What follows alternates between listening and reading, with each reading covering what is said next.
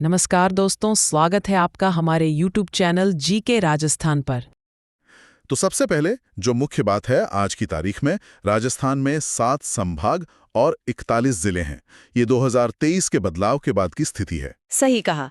ये जानना जरूरी है क्योंकि पहले संख्या अलग थी। और ये शुभंकर वाली बात, मतलब हर जिले को एक पशु या पक्षी से जोड़ा गया है। ये सिर्फ पहचान ही नहीं देता, शायद वन्य जीवों के बारे में जागरूकता बढ़ाने का भी एक तरीका है ये। हाँ, ऐसा लगता तो है। और साथ ही जिलों के उपनाम भी हैं, जैसे गुलाबी नगरी, झीलों की नगरी, स्वर्ण नगरी।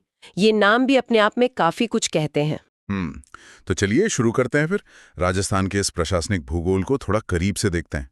पहले ये 7 संभाग कौन कौन से हैं? हाँ, तो ये 7 संभाग हैं: जयपुर, जोधपुर, अजमेर, बीकानेर, कोटा, उदयपुर और भरतपुर। अच्छा। देखिए, संभाग जो हैं वो प्रशासन की एक बड़ी इकाई होते हैं। इनसे राज्य के कामकाज को आप कह सकती हैं व्यवस्थित करने में मदद मिलती है। विकास योजनाओं को लागू करना आसान हो जाता है। ठीक है, हर संभाग का अपना मुख्यालय होता होगा। बिल्कुल, और एक संभागीय आयुक्त भी होते हैं। समझ गया। तो जयपुर संभाग से ही शुरू करें।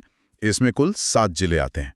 सबसे पहले तो जाहिर है जयपुर जिला। हाँ जी, जयपुर ये 30 मार्च 1949 को बना। इसके उपनाम तो बहुत मशहूर हैं: गुलाबी नगरी, पूर्व का पेरिस।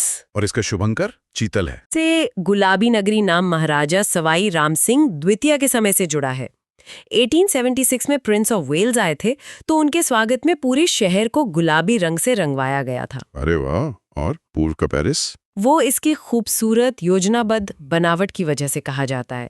शहर की प्लानिंग काफी अच्छी है। अच्छा। और जयपुर संभाग में अलवर भी है। ये भी 1949 में बना था। इसे राजस्थान का सिंह द्वार कहते हैं। और शुभंकर है सांबर। जी हाँ, सांभर। फिर दौसा है जो 1991 में बना। इसका शुभंकर खरगोश है। और इसी संभाग में झुंझुनू और सीकर भी हैं। दोनों 1949 में बने। झुंझुनू को तांबा जिला कहते हैं। हाँ, खेतड़ी माइंस की वजह से शायद। बिल्कुल सही। खेतड़ी इलाके में तांबे की खदानें हैं। इसका शुभंकर काला तीतर है। और सीकर? सीकर, जिसे शेखावाटी की हृदय स्थली कहते हैं, इसका शुभंकर शाहीन है। देखिए, ये उपनाम कितने सटीक हैं। एक खनिज से जुड़ा है, दूसरा सीधे सांस्कृतिक क्षेत्र से। और इसी जयपुर संभाग में 2 बिल्कुल नए जिले भी तो जुड़े हैं 7 अगस्त 2023 को। कोटपुतली बहरोड और खैरथल तिजारा। हाँ, ये नए जिले, इनके शुभंकर अभी तय नहीं हुए हैं। अच्छा। ये जो 2023 में इतने सारे नए जिले बने हैं, ये हाल का सबसे बड़ा प्रशासनिक फेरबदल है। मकसद तो यही होता है कि प्रशासन लोगों के ज्यादा करीब पहुंचे, विकास तेज हो। और नए जिले बनने के बाद शुभंकर जैसी चीजें तय होने में शायद थोड़ा वक्त लगता होगा। हाँ, वो प्रक्रिया में समय लगता है। ठीक है। अब चलते हैं जोधपुर संभाग पर। इसमें तो सबसे ज्यादा 8 जिले हैं। जी हाँ, 8 जिले। तो जोधपुर खुद 1949 में बना। इसे सूर्यनगरी या ब्लू सिटी भी कहते हैं। शुभंकर है कुर्जा पक्षी। हाँ, सूर्यनगरी तो यहाँ की तेज धूप और साफ मौसम के कारण, और ब्लू सिटी क्योंकि पुराने शहर में कई घर नीले रंग के हैं। कहते हैं ये रंग गर्मी से बचाता है, और शायद पहले ये ब्राह्मणों के घरों की पहचान भी होता था। दिलचस्प। और शुभंकर कुर्जा? कुर्जा एक प्रवासी पक्षी है, डिमोइसिल क्रेन। ये यहाँ जोधपुर के पास खीचिन गांव में बहुत बड़ी संख्या में आते हैं सर्दियों में। तो ये स्थानीय आकर्षण भी है। समझ गया। और फिर है जैसलमेर, स्वर्ण नगरी। इसका शुभंकर है गोडावण। ये तो काफी दुर्लभ पक्षी है ना? बहुत दुर्लभ। जैसलमेर का स्वर्ण नगरी नाम तो वहां के पीले बलुआ पत्थर से बने किले और हवेलियों की वजह से है। धूप में सोने जैसे चमकते हैं वो। हाँ, देखा है मैंने तस्वीरों में। और गोडावण यानी ग्रेट इंडियन बस्टर्ड भारत के सबसे ज्यादा संकटग्रस्त पक्षियों में से एक है। तो इसे शुभंकर बनाना वन्य जीव संरक्षण के लिहाज से बहुत मायने रखता है। ये दिखाता है कि शुभंकर सिर्फ एक प्रतीक नहीं, एक संदेश भी है। सही बात है। इसी संभाग में बाड़मेर भी है, जिसका शुभंकर मरु लोमड़ी है। जालौर, जिसे ग्रेनाइट सिटी कहते हैं, शुभंकर भालू। हाँ, जालोर अपने ग्रेनाइट उद्योग के लिए मशहूर है, तो उपनाम वहीं से आया। फिर पाली है, शुभंकर तेंदुआ। और सिरोही, जहां माउंट आबू है। हाँ, सिरोही। माउंट आबू के वजह से इसे राजस्थान का शिमला भी कह देते हैं। इसका शुभंकर जंगली मुर्गी है। जालौर और पाली 1956 में बने थे, है ना? जी, 1956 में। आप देख रहे हैं कैसे उपनाम और पहचान भूगोल, उद्योग, पर्यटन सबसे जुड़ रही हैं। बिल्कुल। और यहाँ भी 2 नए जिले हैं। 7 अगस्त 2023 को बने बालोतरा और फलोदी। हाँ, बालोतरा और फलोदी। ये बड़े रेगिस्तानी इलाके में प्रशासन को शायद और प्रभावी बनाने की कोशिश है। फलोदी तो वैसे भी अपने नमक उत्पादन और भीषण गर्मी के लिए जाना जाता रहा है। अच्छा। अगला पड़ाव अजमेर संभाग। इसमें 6 जिले हैं। अजमेर जिला 1 नवंबर 1956 को बना। इसे कहते हैं राजस्थान का हृदय। शुभंकर है खरमोर। हाँ, खरमोर। ये राजस्थान का हृदय क्यों कहलाता है? लोकेशन की वजह से? हाँ, मुख्यतः तो भौगोलिक स्थिति ही है। अजमेर लगभग राजस्थान के बीच में पड़ता है, लेकिन सिर्फ भूगोल नहीं, इसका सांस्कृतिक और ऐतिहासिक महत्व भी जबरदस्त है। ख्वाजा मोइनुद्दीन चिश्ती की दरगाह, पुष्कर तीर्थ सब यही है। तो ये सच में कई मायना में केंद्र है। सही। अजमेर संभाग में भीलवाड़ा भी है, वस्त्र नगरी, और नागौर धातु नगरी। जी, भीलवाड़ा तो देश में सिंथेटिक फाइबर का बड़ा केंद्र है, इसलिए वस्त्र नगरी या टेक्सटाइल सिटी। और नागौर ऐतिहासिक रूप से धातु के औजारों, खासकर खेती के औजारों के लिए मशहूर रहा है। और टोंक नवाबों का शहर, इनके शुभंकर क्या हैं? भीलवाड़ा का मोर, नागौर का राजहंस और टोंक का हंस। टोंक, जैसा आपने कहा, रियासत काल में एक मुस्लिम रियासत थी। इसी से नवाबों का शहर वाली पहचान जुड़ी है। और यहाँ भी 2 नए जिले बने हैं 7 अगस्त 2023 को, ब्यावर और डीडवाना कुचामन। हाँ, ब्यावर और डीडवाना कुचामन ये भी पुराने बड़े जिलों से अलग करके बनाए गए हैं। बढ़ती आबादी, विकास की ज़रूरतें, ये सब कारण होते हैं। डीडवाना कुचामन अपनी नमक झीलों के लिए भी जाने जाते हैं। ठीक है, अब आते हैं बीकानेर संभाग पर। इसमें 4 जिले हैं। बीकानेर, पुराना नाम जांगल देश, इसे ऊन का घर भी कहते हैं। शुभंकर है भट्ट तीतर। हाँ, भट्ट तीतर, इंपीरियल सैंडग्रॉस। बीकानेर का पुराना नाम जांगल देश था ही, और ऊन का घर यहाँ के ऊन उत्पादन की वजह से एशिया की सबसे बड़ी ऊन मंडियों में से एक यहाँ है। और श्रीगंगानगर, राजस्थान का अन्न भंडार, शुभंकर चिनकारा। बिल्कुल, इंदिरा गांधी नहर परियोजना आने के बाद श्रीगंगानगर तो सचमुच अन्न का भंडार बन गया। गेहूं और किन्नों के उत्पादन में बहुत आगे है ये। इसी संभाग में हनुमानगढ़ भी है, जो 1994 में बना था। फलों की टोकरी कहलाता है, शुभंकर छोटा किलकिला। हाँ, हनुमानगढ़ में भी नहरों से खेती का विकास हुआ, खासकर फलों का, इसलिए फलों की टोकरी। छोटा किलकिला इसका शुभंकर है। और चूरू, इसका शुभंकर है कृष्ण मृग यानी काला हिरण। ताल छापर अभयारण्य यही है ना? जी हाँ, ताल छापर अभयारण्य काले हिरणों के लिए दुनिया भर में मशहूर है। तो शुभंकर के तौर पर कृष्ण मृग का चुनाव बिल्कुल सही है। ये इसके महत्व को दिखाता है। सही। अब चलते हैं कोटा संभाग की ओर। यहाँ भी 4 जिले हैं। कोटा, जिसे आजकल सब शिक्षा नगरी के नाम से जानते हैं, शुभंकर है उदबिलव। हाँ, उदबिलाव, ऑटर। कोटा का शिक्षा नगरी के रूप में उभरना तो पिछले कुछ दशकों की ही कहानी है। इंजीनियरिंग और मेडिकल कोचिंग का बहुत बड़ा हब बन गया है ये। वैसे ये एक औद्योगिक शहर भी है। और बूंदी, छोटी काशी या बावड़ियों का शहर, शुभंकर है सुरखाब। जी, सुरखाब, रली शेल्डक। बूंदी अपनी ढेरों प्राचीन बावड़ियों, मंदिरों और खास बूंदी शैली की चित्रकला के लिए जाना जाता है। इसीलिए छोटी काशी या सिटी ऑफ स्टेपवेल्स जैसे नाम। कोटा संभाग में बारान भी है, शुभंकर मगरमच्छ। और झालावाड़, राजस्थान का नागपुर, शुभंकर गागरोनी तोता। हाँ, बारान का मगरमच्छ और झालावाड़ का गागरोनी तोता। झालावाड़ को राजस्थान का नागपुर क्यों कहते हैं? संतरों के बम्पर उत्पादन के कारण। जैसे महाराष्ट्र का नागपुर संतरों के लिए फेमस है, वैसे ही राजस्थान में झालावाड़। अच्छा, और ये गागरोनी तोता? ये यहाँ के गागरोन किले के आसपास पाया जाता है। अपनी इंसानी आवाज की नकल करने की क्षमता के लिए बड़ा मशहूर है। तो ये एक स्थानीय विशेषता को दिखाता शुभंकर है। वाकई दिलचस्प। अब उदयपुर संभाग पर आते हैं। इसमें 7 जिले हैं।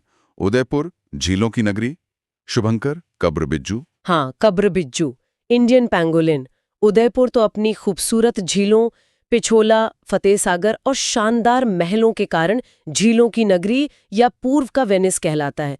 दुनिया भर के पर्यटक आते हैं यहाँ। और चित्तौड़गढ़, राजस्थान का गौरव, शुभंकर है चौसिंगा। बिल्कुल, चित्तौड़गढ़ का किला तो राजस्थान के इतिहास, शौर्य और स्वाभिमान का प्रतीक है, इसीलिए राजस्थान का गौरव। चौसिंगा, 4 हॉर्न्ड एंटेलोप, इसका शुभंकर है। इसी संभाग में राजसमंद, शुभंकर भेड़िया, बांसवाड़ा 100 द्वीपों का शहर, शुभंकर जलपीपी। हाँ, जलपीपी, ब्रॉन्जविंग जैकाना। बांसवाड़ा का 100 द्वीपों का शहर नाम माही बजाज सागर बांध के बनने से जो बहुत सारे टापू बन गए उनके कारण पड़ा है। फिर डूंगरपुर है पहाड़ों की नगरी, शुभंकर जांगील। और प्रतापगढ़ का शुभंकर उड़न गिलहरी है। ये तो काफी अनोखा है। हाँ, ये वाकई खास है। उड़न गिलहरी फ्लाइंग स्क्वेरल प्रतापगढ़ के सीता माता वन्य जीव अभयारण्य में पाई जाती है।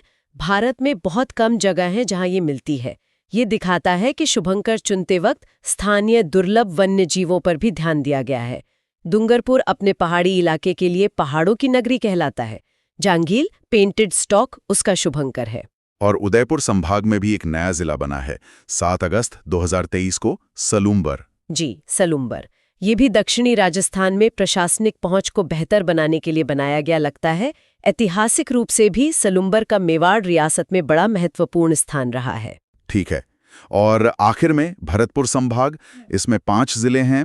भरतपुर राजस्थान का प्रवेश द्वार, शुभंकर सारस। हाँ, सारस क्रेन। भरतपुर की लोकेशन ऐसी है कि ये पूर्वी राजस्थान का मुख्य शहर है और यूपी हरियाणा से सटा है, इसलिए प्रवेश द्वार।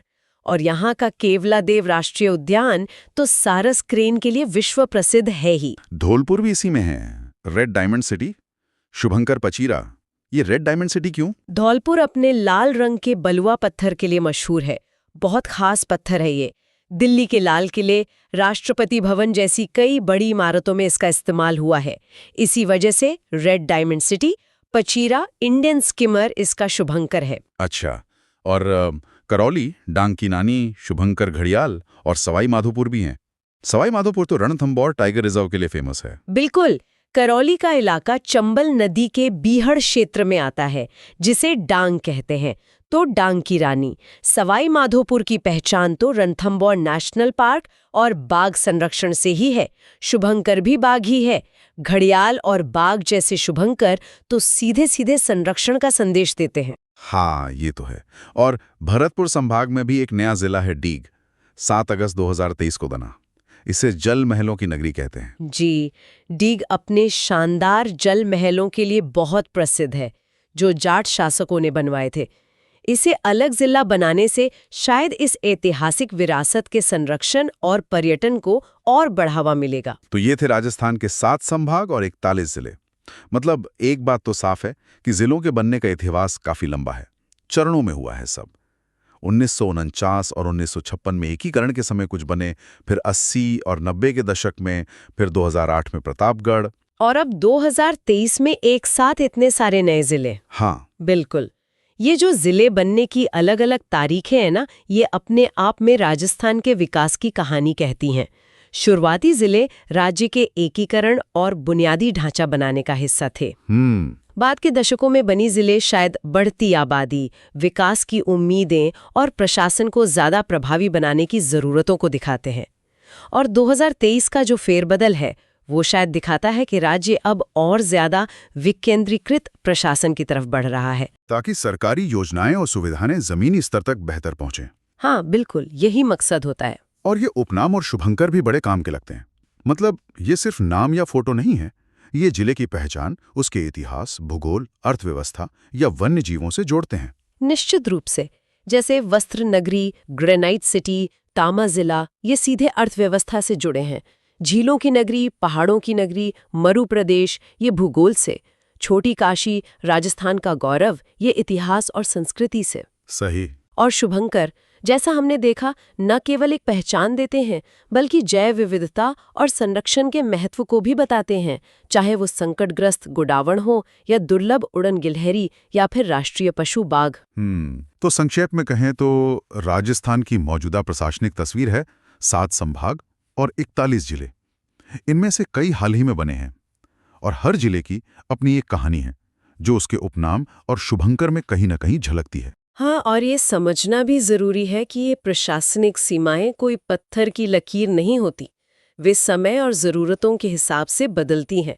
ये बदलाव राज्य के विकास, सामाजिक आर्थिक बदलावों और शासन के तरीकों के विकास का आईना होते हैं। और ये उपनाम और शुभंकर पहचान का हिस्सा बन जाते हैं। बिल्कुल, लोगों को अपने इलाके से जोड़ते हैं। तो जाते जाते एक सवाल मन में आता है, हाँ। जैसे पिछले 70-75 सालों में राजस्थान का नक्शा बदला है, क्या भविष्य में भी हम ऐसे बदलाव देख सकते हैं? हाँ। और इन बदलावों का इन जिलों की पहचान पर क्या असर पड़ेगा?